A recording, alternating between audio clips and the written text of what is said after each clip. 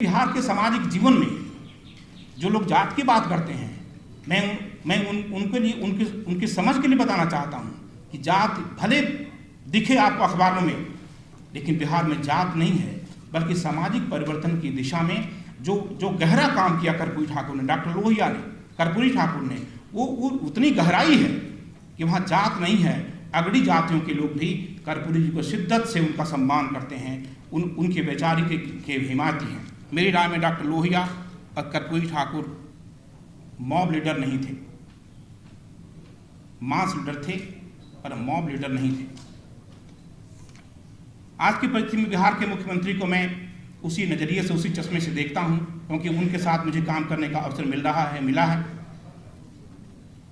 Mob leader की जगह वो फिलोसफर लीडर थे। डॉक्टर लोहिया भी फिलोसफर लीडर थे, कर्पूरी जी भी थे। कर्पूरी जी अपने 67 वर्ष के जीवन में 46 वर्ष तक गरीबों के ऊपर किए जाने वाले अन्याय के खिलाफ लड़ाई लड़ते रहे।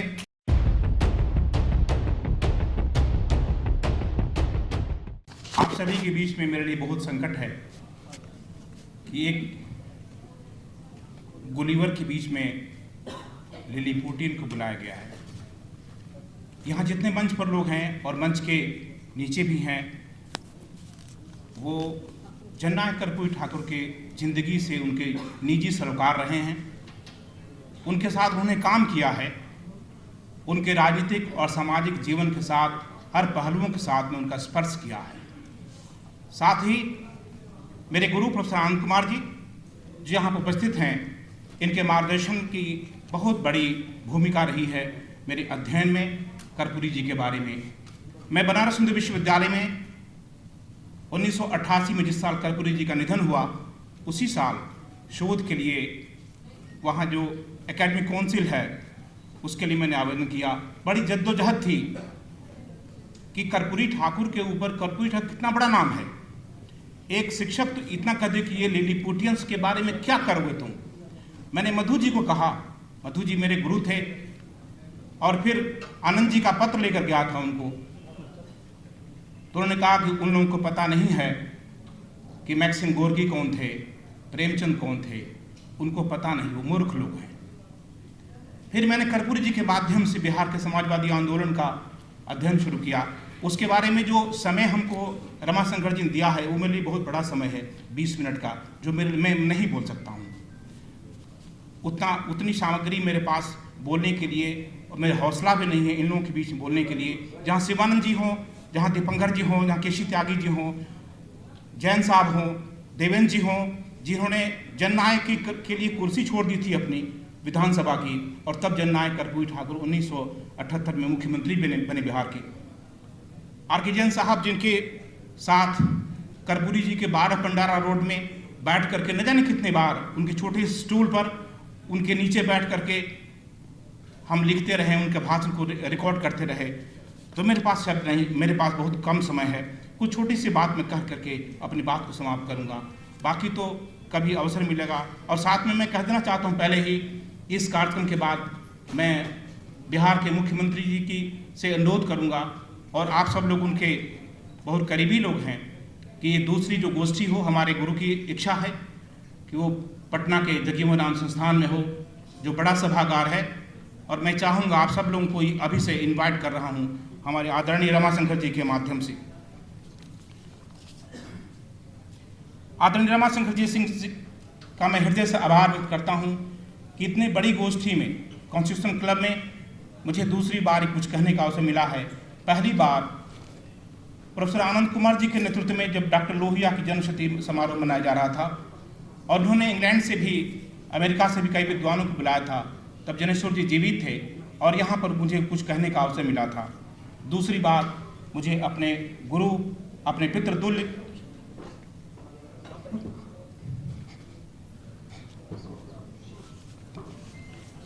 जिन पर मैंने अध्ययन किया,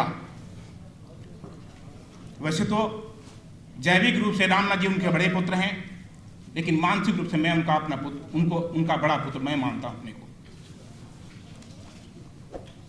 आप सब लोग जो जननायक से भावनात्मक रूप से, राजनीतिक रूप से, सामाजिक रूप से, वैचारिक रूप से जुड़े हुए हैं, उनके बीच में मैं कुछ छोटे छोटे टुकड़ों में बात करना चाहता हूँ। सबसे पहले मैं अपने गुरु मधु जी और चंपा जी की स्मृति को प्रणाम करता हूँ, जिनके प्रेरणा मार्गदर्शन से जननायक कर्पूरी ठाकुर के बहाने समाजवादी आंदोलन की आंतरिक ऊर्जा से रूबरू हो पाया। मधु जी ने वादा किया था कि मेरी किताब की भूमिका लिखेंगे, लेकिन वक्त ने यह अवसर नहीं दिया। उस कमी को चंपा जी ने पूरा किया। बेलगाम कर्नाटक के डॉक्टर हसन नईम सुरकर्णा जी का आभार व्यक्त करता हूँ, जिन्होंने इस पुस्तक का कन्नड़ भाषा में अनुवाद किया और वहाँ UR अनंत मूर्ति जी के मार्गदर्शन में कर्नाटक के कई राजनीतिक और सामाजिक लोगों ने उस किताब का लोकार्पण किया बेलगाम में। कर्पूरी जी ने एक औसत आदमी के जीवन में रोशनी लाने की कोशिश की थी। उन्होंने समाज में व्याप्त उदासी को बहुत करीब से महसूस किया था। उस प्रयास को करने में अवसर आने पर उसे दूर करने की पूरी राजनीति का मकसद था। वे अपने 67 वर्ष के जीवन में, आप लोग इसको गौर से सुनेंगे जो नए कार्यकर्ता हैं, कर्पूरी जी अपने 67 वर्ष के जीवन में 46 वर्ष तक गरीबों के ऊपर किए जाने वाले अन्याय के खिलाफ लड़ाई लड़ते रहे। लगभग आधी सदी तक लड़ते हुए वे मात्र 38 महीने सत्ता में रह पाए, वह भी एक साथ नहीं, 3 हिस्सों में। कर्पूरी जी से मेरी छोटी सी मुलाकात बनारस से गांव आते हुए बक्सर स्टेशन पर हुई थी। संभवतः 1985 गर्मियों के दिन थे। चौधरी देवीलाल जी दिल्ली से बिहार में एक मुसलमानों पर हो रहे अत्याचार के विरुद्ध में जननायक कर्पूरी ठाकुर जी के साथ वो जा रहे थे और उन्होंने बक्सर स्टेशन पर उनसे मेरी बहुत छोटी सी मुलाकात, शायद आधे मिनट की हुई। इसके बाद और उसके पहले मैं कभी उनको देख नहीं पाया भौतिक रूप से। उनकी मृत्यु के बाद जॉर्ज साहब ने कर्पूरी जी की मृत्यु के बाद अपने लिखा था, आपकी मृत्यु के बाद गहरी निराशा में डूब गया हूँ। आप में अपने लोगों के प्रति वफादारी का भाव था, अपने सिद्धांतों उन कार्यों के प्रति प्रतिबद्धता थी जो हम सब के लिए प्रेरणा का स्रोत था। आप में कुछ खामियां थीं जो प्रत्येक मनुष्य में होती हैं, लेकिन आपकी जन प्रतिबद्धता और निजी जिंदगी का कोई सवाल नहीं था। जाट साहब से बात करते हुए कर्पूरी जी ने एक बार उनसे कहा था, जो उन्होंने प्रतिपक्ष पत्रिका जो वो निकालते थे वो हमको दिए थे उन्होंने, और वो अपने से सुनाए थे जाट साहब अपने दिल्ली वाली आवास पर। मैंने अपनी दुनिया पर विजय पाई, ये कर्पूरी जी के शब्द हैं।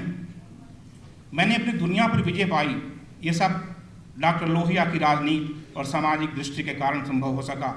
ये डॉक्टर लोहिया और उनकी दृष्टि के कारण ही संभव हुआ कि मेरे जैसे नाई के परिवार में जन्मे गरीब व्यक्ति को उस ऊंचाई तक पहुंचने और अपनी दुनिया पर विजय प्राप्त करने का मौका मिला। जाट साहब से व्यक्त कर्पूरी ठाकुर के उद्गार उनकी सोच को प्रकट करते हैं। वे जीवन भर जिन मूल्यों की लड़ाई लड़ते रहे, उसके केंद्र में कौन था यह स्पष्ट है। उन्होंने जिस दुनिया पर विजय पाई थी उसके सार तक पहुंचना ही मेरे पूरे अध्ययन का मूल तत्व था। कर्पूरी ठाकुर की दुनिया पर विजय कुछ वैसा ही है जिससे भारतीय संस्कृति में तुलसीदास की सफलता। हजारी प्रसाद द्विवेदी ने लिखा है, तुलसीदास को जो अभूतपूर्व सफलता मिली उसका कारण था कि वे समन्वय की विशाल बुद्धि को लेकर उत्पन्न हुए थे। भारतवर्ष का लोकनायक वही हो सकता है जो समन्वय करने का अपार धैर्य लेकर आया हो। भारतीय समाज में भांति भांति की संस्कृतियाँ, जातियाँ, उपजातियाँ, धर्म, संप्रदाय, सैकड़ों आचार पीठ, आचार विचार पद्धतियाँ एवं आदमी से आदमी के बीच में प्रचंड विकृति और अमानवीय परंपराएं मौजूद रही हैं। तुलसीदास को इन विकृतियों का सामना करना पड़ा तो कर्पूरी ठाकुर भी इन परिस्थितियों से टकराते रहे, लेकिन अगर इन्हें अपने मिशन में सफल माना गया तो इसका प्रमुख कारण इनके व्यक्तित्व में निहित समन्वय की अपार संभावना थी। मित्रों, आज़ादी के कुछ वर्षों के बाद डॉक्टर लोहिया ने अनुभव किया था कि देश नेतृत्व को उभारने के लिए एक नई रणनीति की ज़रूरत है, जो राजनीति को एक नई दिशा प्रदान करे। मैं यहाँ एक क्षमा चाहता हूँ, अगर जो शब्द आएंगे उसका सामाजिक और राजनीतिक अर्थ है। वर्तमान परिस्थितियों में किसी दल से जोड़ने की आवश्यकता नहीं है। इसके लिए समाजवादी आंदोलन के साथ समूची विपक्षी राजनीति कुछ ऐसे कार्यक्रमों को लेकर एक व्यापक मंच बनाए जिससे देश की आर्थिक और सामाजिक व्यवस्था वर्तमान सड़क से निकलकर गतिशील हो सके। 1954 में डॉक्टर लोहिया ने दाम बांधोनी जाति विनाश के लिए पिछड़े समूहों के विशेष अवसर प्रदान करने, सार्वजनिक जीवन में अंग्रेजी के इस्तेमाल पर पाबंदी लगाने और सतत सिविल नाफरमानी की नीति अपने पार्टीजनों के सामने रखी थी। यह वही समय था जब समाजवादी आंदोलन धीरे धीरे गैर कांग्रेसवाद की तरफ मुड़ रहा था। डॉक्टर लोहिया कांग्रेसी सरकार की विफलताओं की से उभरे जनसंतोष को एक राजनीतिक दर्शन की माला में पिरोकर बड़ी बारीकी से एक चतुर रणनीतिकार की तरह राजनीति का ताना बाना बुन रहे थे। मित्रों, यहाँ की एक स्पष्ट करना चाहता हूँ, गैर कांग्रेसवाद जब डॉक्टर लोहिया की बात होती है तो कई लोग अपना विश्लेषण करते हैं कि लोहिया का फ्रस्ट्रेशन था, लेकिन अभी मेरा जो अनुभव है, मेरा जो अध्ययन है कि लोहिया की जो आर्थिक दृष्टि थी वो बहुत गहरी थी और जिस तरह की आर्थिक नीति आज़ादी के बाद लागू की गई उससे बिल्कुल सहमत नहीं थे और इसी कारण जो वो रणनीति बना रहे थे वो उसको कालांतर में गैर कांग्रेसवाद की संज्ञा दी गई। अरुण जी ने भी कई बार लिखा है, अरुण त्रिपाठी जी यहाँ बैठे हुए हैं, गैर कांग्रेसवाद एक रणनीति सामाजिक बदलाव लाकर कमजोर तबकों में सांस्कृतिक चेतना जगाने और उन्हें व्यवस्था की मुख्य धारा में लाने के लिए और उन्हें व्यवस्था की अगली कतार में खड़ा करने के लिए उसके सफलता विफलता पर सवाल होते हैं। लेकिन मेरी समझ में उत्तर भारत के कौन कह रहे, कर्नाटक, केरल और तमिलनाडु में भी किसी की सरकार हो, लोहिया और कर्पूरी वहाँ जनमानस में व्याप्त हैं। मैं इसको संक्षेप में करना चाहता हूँ। मेरी किताब का कन्नड़ भाषा में अनुवाद हुआ बेलगाम में, अभी तमिलनाडु में तमिल भाषा में हो रही है। ये मेरी किताब नहीं है, ये कर्पूरी ठाकुर की वैचारिकी का, डॉक्टर लोहिया की वैचारिकी का, उनके व्यक्तित्व के प्रति आकर्षण का केंद्र है।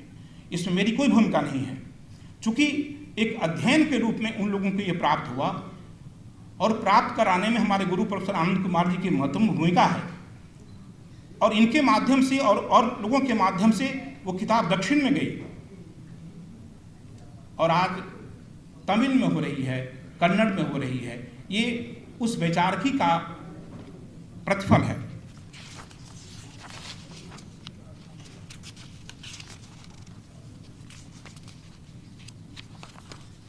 मैं संक्षेप में सिर्फ ये कहना चाहूँगा आज की परिस्थितियों में कि एक तरफ आप सभी का ध्यान आकृष्ट करना चाहता हूँ, मेरी राय में डॉक्टर लोहिया और कर्पूरी ठाकुर मॉब लीडर नहीं थे,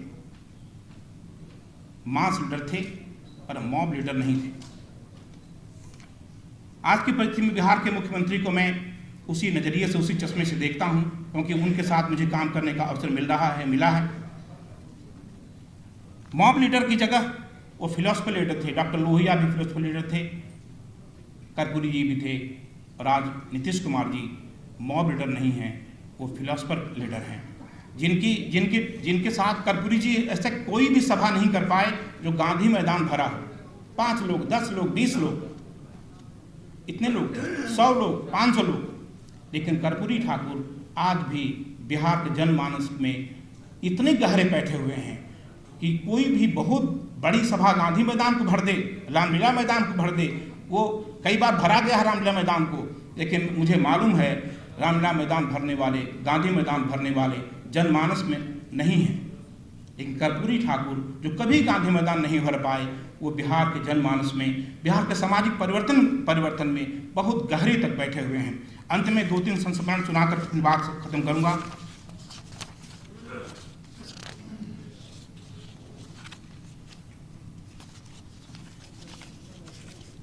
कर्पूरी जब जेल से रिहा हुए, इसके बाद